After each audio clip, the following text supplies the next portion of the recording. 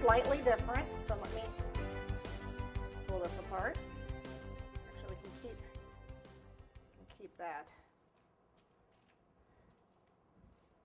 It's the only part we can keep. So the mama snowman, I want her to look like she's wearing a dress. I kind of looked at some of the Victorian outfits because whenever I think of caroling, I think of Victorian, you know, wassailing kind of thing. When they go with wassailing, what's caroling? I thought wassail was a drink, but anyways, I'm just going to cut the top half. I'm just pressing the top half of this down, okay, just like so. And I want to know where I'm supposed to end it. So I press the top half only, and what I want to do is cut straight across here, so she has a flat bottom, and then straight up and straight up. And what this does is it makes it look like she's wearing a dress. So I have a snowman who's wearing a dress. This way I don't have to do templates. I don't know about you, but I hate doing, I mean I do them if I have to do them, but if I have a cutter, I'd rather do a cutter.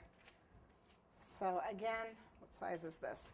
That's that size, so you want to cut a little water here, place this in. Got a nice little figure, doesn't she? Look at that. Got a nice looking snow woman. And then again, the head.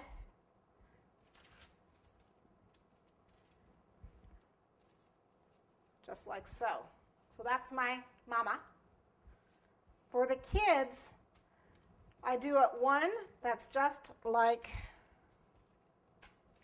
it's just this. It's the smallest one. The second smallest. Okay, if that's too small, you can do, you know, these guys or these guys. It's nice. You can really play around with them. And then for the daughter, I do one extra one of those. So I use all three of these. So I have one with 3 and one with 2 for the daughter and the son. Okay, and then I just bake them.